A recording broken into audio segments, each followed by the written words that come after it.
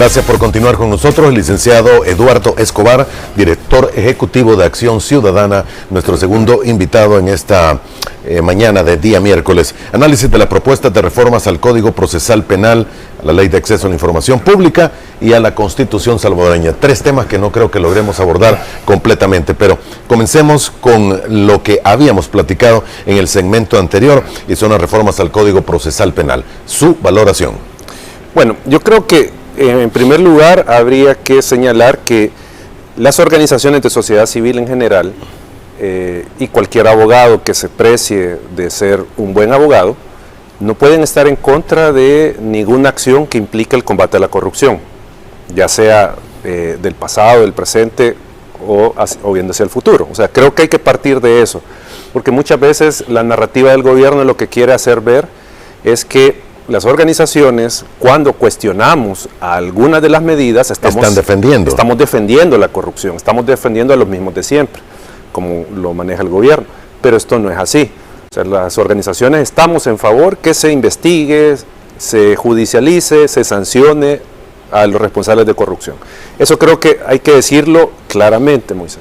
Pero nosotros, en esa lógica, lo que exigimos es que se haga cualquier procedimiento contra la corrupción en el marco de la Constitución, en el marco del respeto a la ley, en el marco de respeto a principios democráticos y los derechos fundamentales. Eso es clave. O sea, no podemos venir y combatir un flagelo de la sociedad o contra la sociedad violando la Constitución. Dicho esto, hay que analizar dos aspectos de esta ley, que tiene que ver, uno, con la imprescriptibilidad de los delitos de corrupción, que esto, digamos, en buen salvadoreño es que los delitos, independientemente la fecha en que fueron cometidos, nunca van a cesar de poder ser investigados, sancionados, las personas que cometieron esos delitos. O sea, en cualquier tiempo se pueden investigar, se pueden sancionar estos delitos, aunque hayan pasado 40, 50 años. Es decir, los delitos de corrupción de ahora a 2021 se podrían, bajo esta norma, juzgar en 2040, por ejemplo. ¿Ya? Entonces, ese es uno de los aspectos de la reforma. Y con eso, las organizaciones estamos de acuerdo en general, de que se le dé esa naturaleza de imprescriptible a los delitos de corrupción. En ese aspecto estamos bien y decimos, ok, esto es lo que faltaba, que se tenía que hacer para el combate a la corrupción. Pero el otro punto, y ahí es donde está la diferencia, y ahí es donde está el señalamiento de sociedad civil, tiene que ver con la retroactividad de la ley. ¿Y qué es la retroactividad de la ley? Que la ley tenga efectos hacia el pasado, o sea, que se incluyan aspectos, delitos, actos, actividades del pasado. Y ahí es donde nosotros hemos señalado, mire, por Constitución, y esto no es por voluntad de las organizaciones ni de ningún abogado que pueda criticar esa medida, por Constitución hay una serie de normas, hay una serie de disposiciones que entrarían en contradicción con la reforma que están planteando. El que ya se ha mencionado hasta la saciedad tiene que ver con que solo puede ser retroactiva la ley cuando es en materia de orden público o en materia penal que beneficie al reo. Acá el gobierno lo que quiere hacer es convertir esta ley de orden público, ¿ya? Para que le aplique. Eso es lo que nos dijo el diputado anterior. Claro, pero es una materia penal la que están regulando. O sea, entonces, si es penal, tendría que beneficiar al reo para que sea retroactiva, y no es el caso. Pero también hay otra disposición, Moisés, en la Constitución, el artículo 15, si no me recuerdo, que establece que toda persona puede ser juzgada por sus delitos con las leyes vigentes. Existe una ley previa al cometimiento del delito, ¿ya? Y entonces, ¿ahí qué implica? Bueno, que en primer lugar la conducta sea tipificada como delito, la que yo cometí, que ya sea tipificada como delito. En segundo lugar, que haya un tribunal previamente establecido, independiente, que vaya a juzgar eso. Y lo otro es que este delito tenga penas establecidas y tenga plazos en que pueda ser perseguido el delito. O sea, todo eso tiene que estar ya definido previo a que yo cometa el delito, ¿ya? Entonces, eso es lo que estaría vulnerando esta reforma. ¿El qué? el que en aquel momento, y como digo, no es estar defendiendo corrupción ni nada, pero en aquel momento habían unas reglas del proceso penal que tienen que ver con la prescripción y la retroactividad y todo esto, estaban esas reglas. Entonces, eso es lo que dice la Constitución en el 15, que así se tiene que juzgar con esas reglas a estas personas, no regresar a esto. Ahora, si eso puede decir alguien, pero eso impide la corrupción, pues reformemos la Constitución. Reformemos la Constitución para que no aplique ese beneficio, ¿ya? Que es discutible, pero digo, hagámoslo bien. Reformemos la Constitución y así podría juzgarse los delitos del pasado. O sea, por eso digo, la ciudadanía tiene que ver estos dos ámbitos de la reforma y como digo, desde la sociedad civil estamos haciendo ese señalamiento porque está vulnerando la Constitución. El diputado señalaba que es de orden público porque afecta a la población el que no se haya podido utilizar ese dinero para servicios de bien. Lo que están haciendo, como saben que la reforma en los dos ámbitos de retroactividad, si beneficia al reo y si es de orden público. En el primer caso saben que como no beneficia al reo, no le pueden aplicar la retroactividad. ¿Ya? Entonces se han ido por el tema del orden público, pero ojo, aquí en el orden público es la Corte Suprema de Justicia la que debe determinar si es de orden público, pero caemos al punto, hay una Corte Suprema de Justicia controlada por el Ejecutivo, entonces lo van a volver de orden público, pero insisto, el tema no es que no se deba de convertir en imprescriptible los delitos, el punto es que están afectando la Constitución y alguien puede decir, pero yo no como de la Constitución, porque alguien puede decir eso perfectamente. ¿Y qué? O sea, la Constitución está impidiendo, esa era la regla, ¿ya? Y estamos en un Estado de Derecho donde lo que prevalece son las normas jurídicas, la ley, la Constitución. Entonces, por eso digo, reformémoslo si queremos perseguir. Reformemos la Constitución para que se pueda aplicar todo lo que se necesita. Ahora, el diputado también dijo, el diputado Walter Cotto dijo, ya ha habido interpretaciones, modulaciones o alargar el contenido de la Constitución, tal cual fue el caso de la Sala de lo Constitucional, en el que se permitió participar políticamente a individuos no a través de partidos políticos. Y esa ha sido una interpretación que podría seguirse dando de esa manera, dijo. Claro, pero habría que ver el caso. O sea, aquí lo que yo pienso es que pueden mandar a una persona a presentar una demanda de inconstitucionalidad para que la misma sala del presidente resuelva a favor de esta reforma, una vez aprobada. Y le dan validez, porque dicen, mire, la sala de lo constitucional es la que dice que se puede. Que se puede. O sea, ese argumento creo yo que es muy a la ligera, decir de que la sala de lo constitucional ha hecho ciertas cosas, o sea, porque eso no es primera vez que yo escucho ese argumento, pero el punto al final es tratando de darle las interpretaciones posibles a estos artículos constitucionales, uno llega a un callejón sin salida, que no hay un margen de interpretación que permita validar este tipo de reformas, porque usted le decía al diputado en entrevista, yo venía escuchándola en la radio, el tema de los 10 años de prescripción por el tema de enriquecimiento ilícito, por ejemplo. Ahí hay un plazo que establece la Constitución para perseguir este tipo de delitos, ¿ya? El Código Penal igual tiene sus plazos. Entonces, ¿cómo hacerlo si la Constitución es la que está planteando ciertas limitantes? Que aquí también hay que tener en cuenta que esto puede ser de alguna manera una estrategia precisamente del gobierno para llegar al punto del convencimiento social que la Constitución debe ser reformada, ¿ya? O sea, eso es, digamos, tirar esto tan, lo voy a decir de esta manera, algo tan evidentemente inconstitucional, ¿sí? Porque eso es lo que han hecho, soltar algo que es evidentemente inconstitucional para llegar a la conclusión que yo mencioné hace un momento, que la Constitución no lo permite, entonces hay que reformarla, ¿ya? Para que pueda aplicarse esta figura. Entonces puede ser una estrategia del gobierno para que se diga, ya ven, hay que reformar la Constitución. La Constitución no lo permite, entonces modifiquémosla para que se tenga o sea, todo. puede ser una excusa para para eso. Y solo un tema también breve, Moisés, que creo que hay que señalarle a la ciudadanía.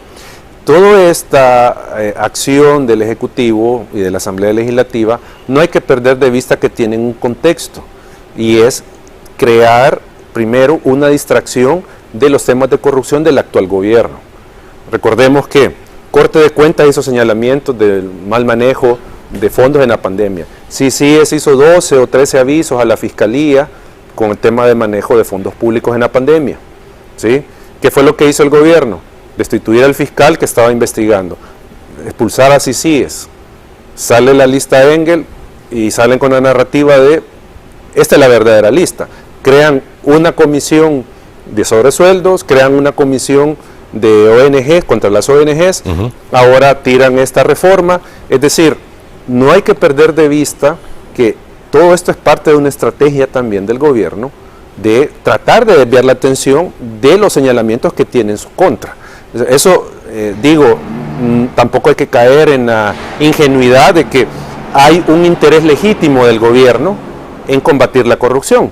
O sea, hay un tema político de por medio, un tema de preservar la imagen del gobierno, y para esto se hace este tipo de puestas en escena, porque yo así lo diría, una puesta en escena del gobierno, sin obviamente desmeritar y sin querer ver que no ha pasado corrupción, que no han habido malas prácticas en el pasado, pero digo, si hubiera una real intención del gobierno de investigar la corrupción, se estarían investigando todo esto. Todos estos casos. O sea, ya le hubiera ordenado a su fiscal, el presidente, investigue a mis ministros que están señalados por CICIES, por ejemplo.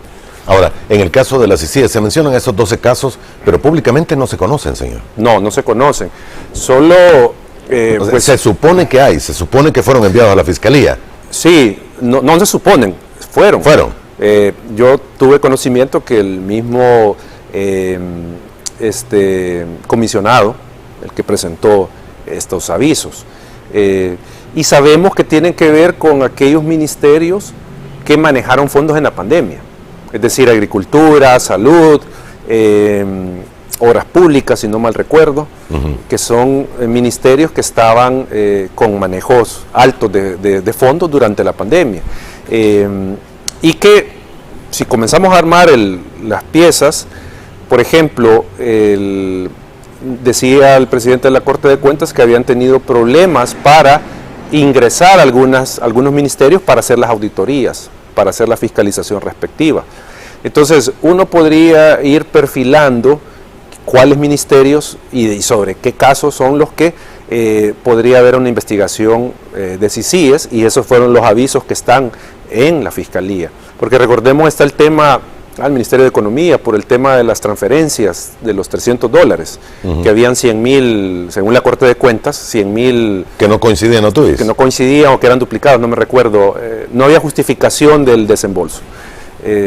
Entonces, al final, por eso digo, hay una serie de casos que involucran a funcionarios del gobierno, según Corte de Cuentas, según CICIES, que tendrían que haber sido o tendrían que estar siendo investigados por el actual gobierno, si la lógica sería combatir efectivamente la corrupción.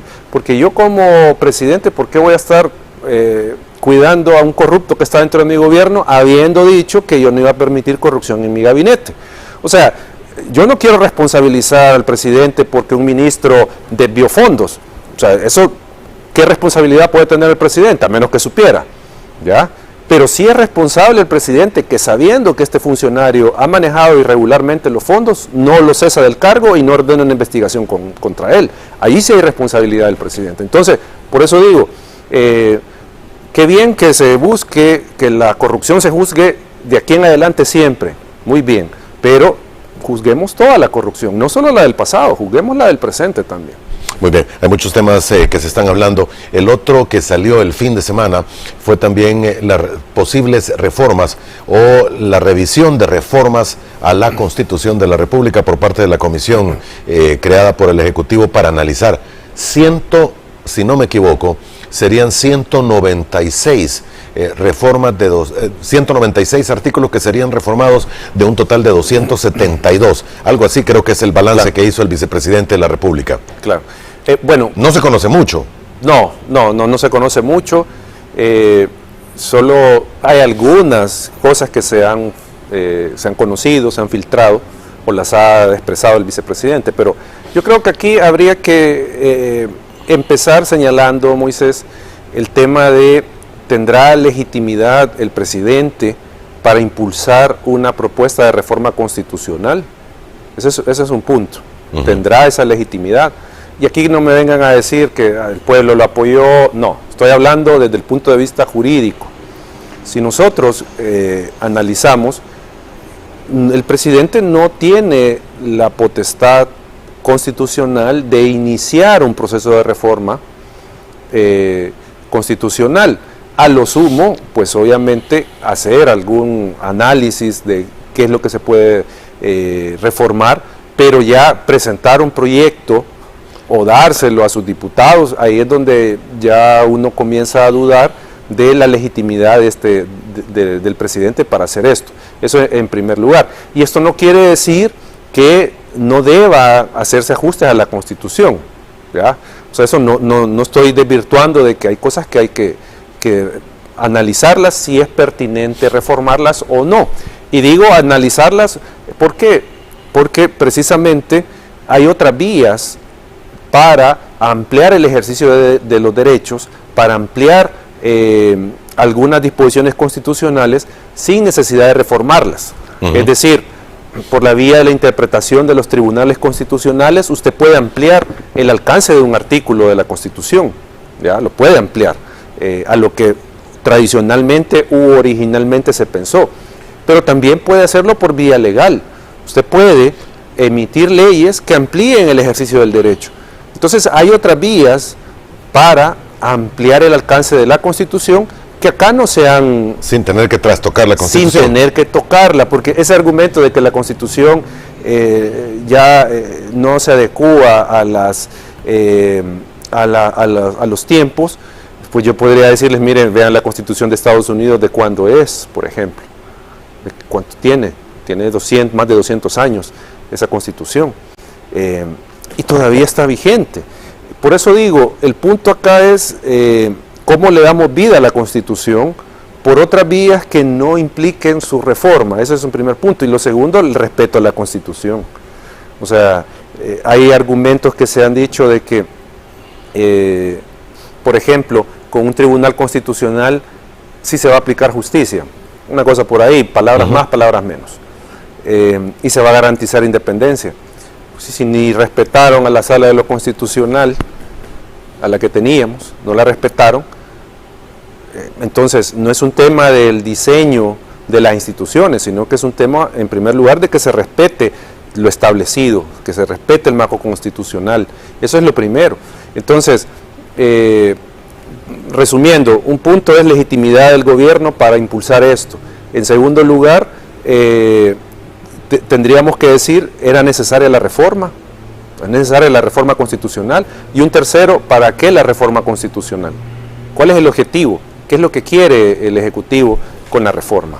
Hay algunos artículos que son los que son llamados los artículos pétreos de la Constitución, escritos en piedra, señalan algunos para hacer la analogía. Estos no pueden reformarse, ¿sí? No pueden, bueno, por lo que dice la Constitución no pueden reformarse, ¿ya? Pero pueden haber vías para reformarlos sin tocar el texto. Puede haber esa vía. Es decir, por mencionar algo, será válido, solo voy a poner un ejemplo, será válido en el diseño de la Constitución de frenos y contrapesos, limitarle competencias a la Corte Suprema de Justicia, a la Sala de lo Constitucional, por ejemplo. ¿Será válido eso? ¿Y a qué me refiero? Por ejemplo, Sala de lo Constitucional actualmente puede recibir demandas de cualquier ciudadano, ¿ya? ¿Qué tal que en una reforma constitucional, y no estoy diciendo que eso es lo que van a hacer, solo para que no vayan a decir que estoy poniendo cosas que que no son. Solo estoy poniendo un ejemplo. Pero ¿qué tal que en la sala constitucional, en una reforma, prohíban que la ciudadanía pueda impugnar por la vía de la inconstitucionalidad una norma, un decreto o algo por el estilo? O que anulen la posibilidad de un habeas corpus o el amparo. Estoy siendo extremo. Eso, al final, uno podría decir, bueno, están dejando la sala de lo constitucional, está la sala de lo constitucional, no está violando la independencia de poderes, no está violando la tutela de los derechos, pero si usted ve, con esa reforma, en realidad, sí están dejando sin efecto, sin efectividad la sala de lo constitucional. Sí, sin dientes. Sin dientes, por ejemplo. Perdón por el ejemplo tan burdo, pero es lo que se me ocurre en el momento. A lo que voy yo es que pueden haber otras vías de tocar otros artículos constitucionales que puedan significar rebajarle la intensidad a estas cláusulas pétreas que pues por la Constitución no se pueden alterar. O sea, habría que ver al final la reforma qué es lo que termina qué es lo que se termina produciendo con esta comisión y qué es lo que se va a proponer por el presidente. Muy bien. En todo caso, reformar la Constitución llevaría 2 legislaturas. Sí, y eso fue digamos, la alerta que se levantó el sábado, ¿verdad? Porque el comunicado que emitió la comisión ad hoc no dejaba claro si la aplicación del referéndum para la ratificación de las reformas iba a ser ahora, o sea, en esta oportunidad, o así va a quedar la reforma. O sea, quedó esa confusión, pero el vicepresidente salió aclarando que se iba a respetar el procedimiento de las 2 legislaturas, ¿ya? Es decir, esta va a estudiar esa propuesta, la tiene que aprobar, y la siguiente legislatura, la 2024-27, tiene que ratificarlo. Y para con mayoría calificada. Con mayoría calificada, exacto, con 56.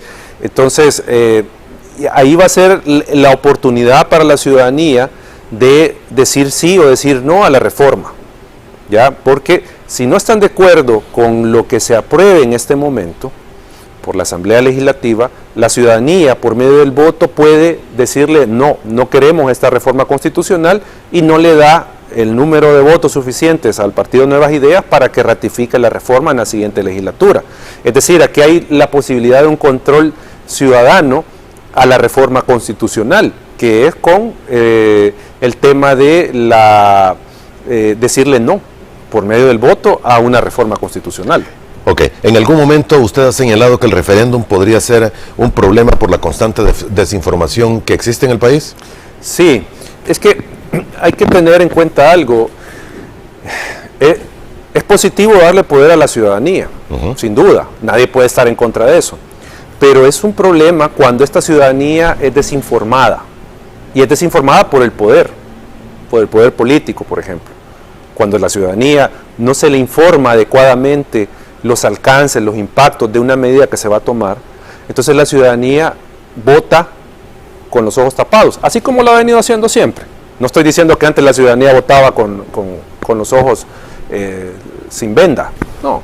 En muchas oportunidades en nuestra historia política, desde la firma del Acuerdo de Paz al menos, la ciudadanía muchas veces ha votado a ciegas, ha votado sin información completa, sin información correcta, de las implicaciones de aprobar ciertas medidas que propone su candidato, ¿ya?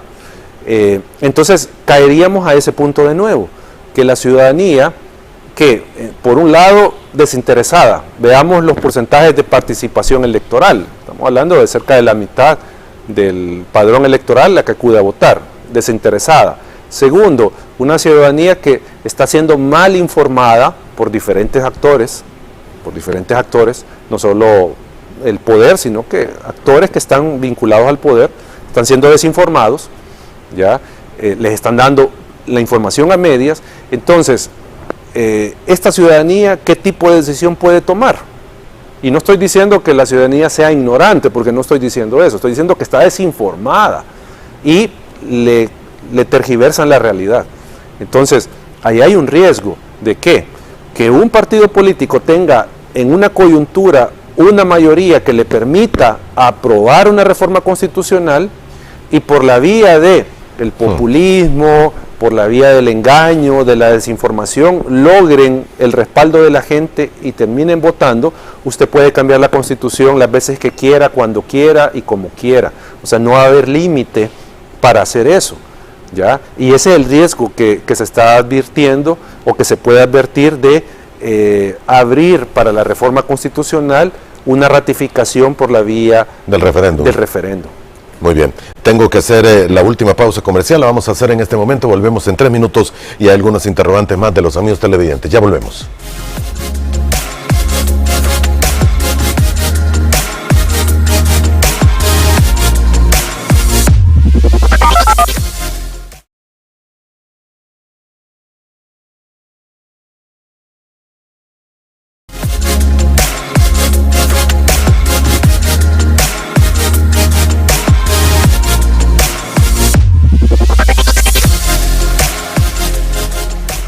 Gracias por continuar con nosotros en la mañana de este miércoles. Nos acompaña el licenciado Eduardo Escobar, director ejecutivo de Acción Ciudadana. El otro tema, y por tiempo es necesario abordarlo, lo hemos analizado ayer con Claudia Ortiz, que ha presentado una serie de reformas a la ley del IAIP, del Instituto de Acceso a la Información Pública, pero en este momento pareciese haber ya 2 peticiones de reformas en la Asamblea Legislativa. Su valoración. Bueno, en primer lugar creo que hay que decirle a la ciudadanía, porque acá este es un tema de la ciudadanía, más que un tema legal. Los funcionarios que ustedes eligen están obligados a rendirles cuentas de cómo manejan su dinero, de las decisiones que toman y por qué toman esas decisiones, ¿sí? O sea, los funcionarios son sus empleados, entonces les tienen que rendir cuentas. Y una de las vías para rendir cuentas de los funcionarios es precisamente el acceso a la información, es decir, colocar en los diferentes sitios web o en las diferentes publicaciones la información de cómo están manejando los fondos, de qué proyectos están realizando, cuántos empleados están contratados, etcétera, etcétera, etcétera.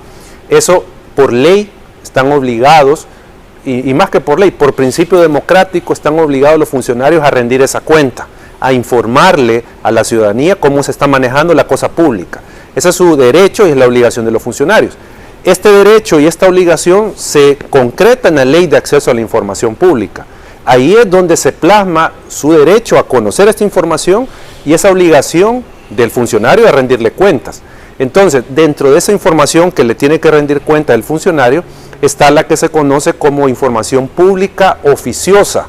Es decir, la información que, sin que usted la pida, el funcionario debe de poner... Debe estar disponible. Debe estar disponible por medios electrónicos, físicos, como sea.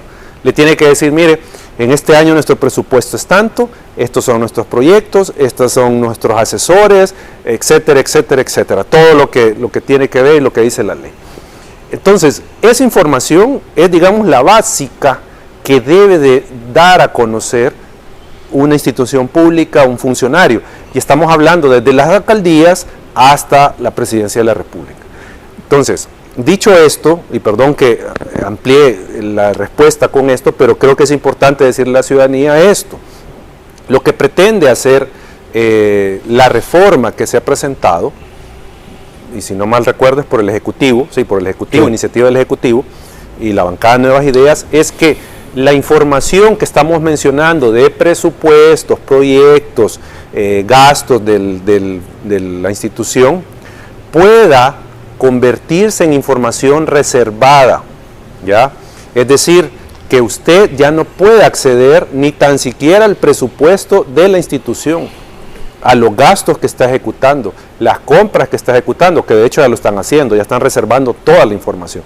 Entonces, el gobierno paradójicamente está impulsando una campaña anticorrupción, pero a la vez está cerrando la información que puede ayudar a la ciudadanía, a la prensa, a determinar posibles actos de corrupción en el gobierno.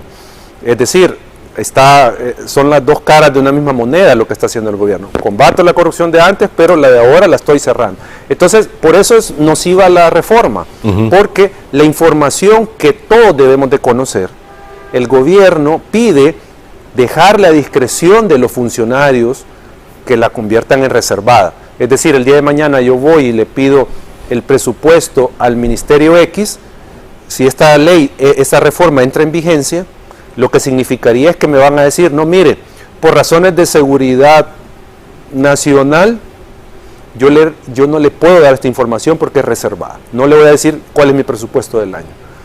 O, por ejemplo, no le voy a revelar los asesores del despacho del ministro, por ejemplo, porque se pone en peligro la seguridad personal de esas personas.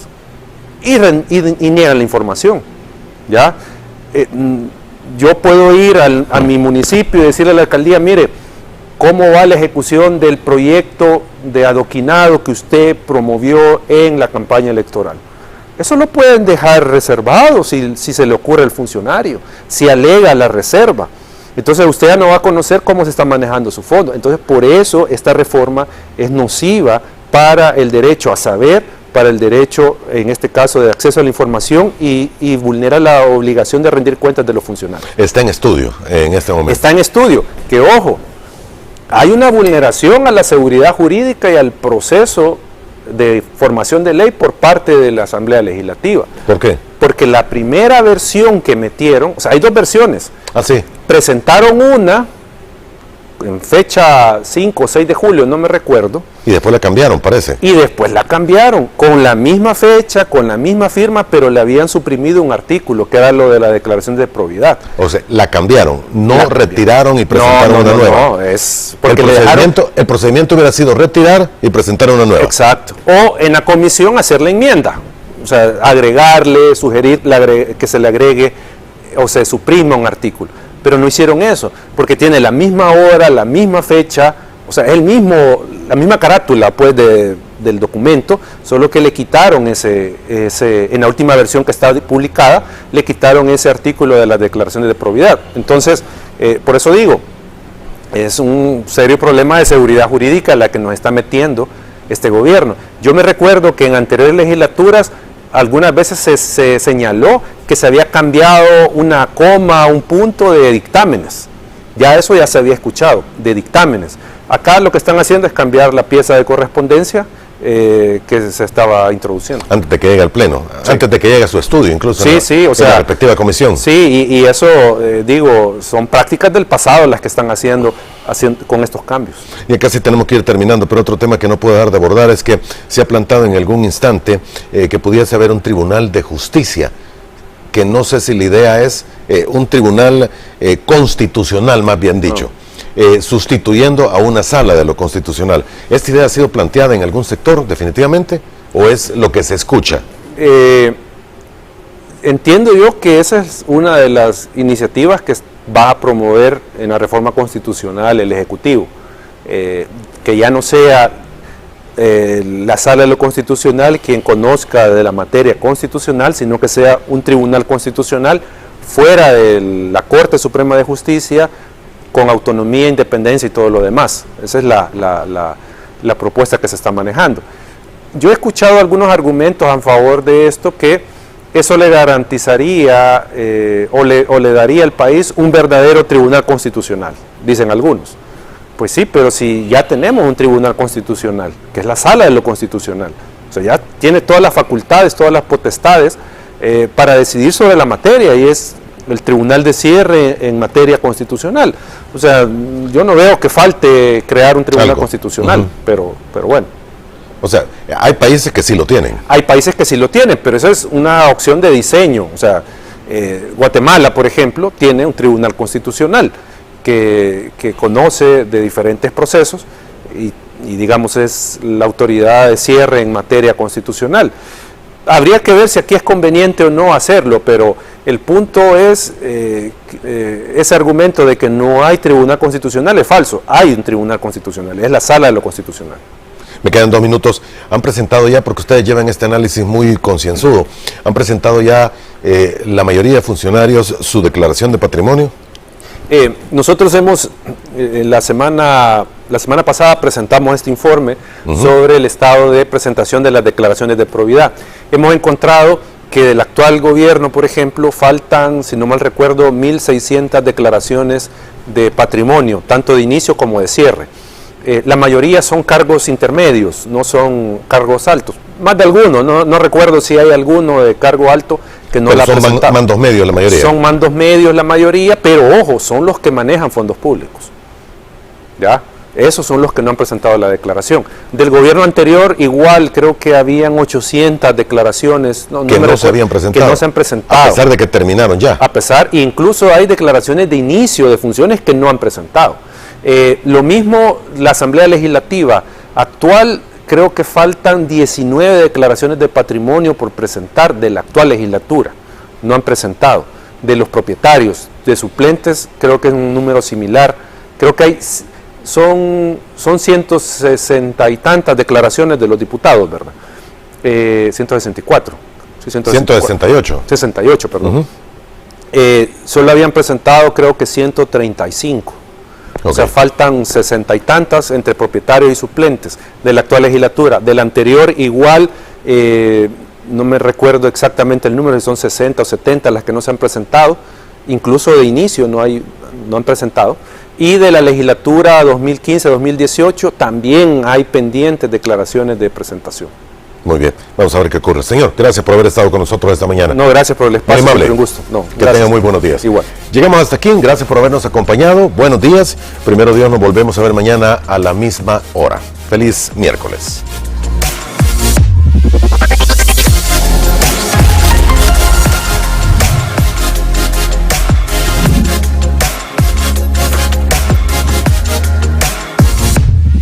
Frente a frente.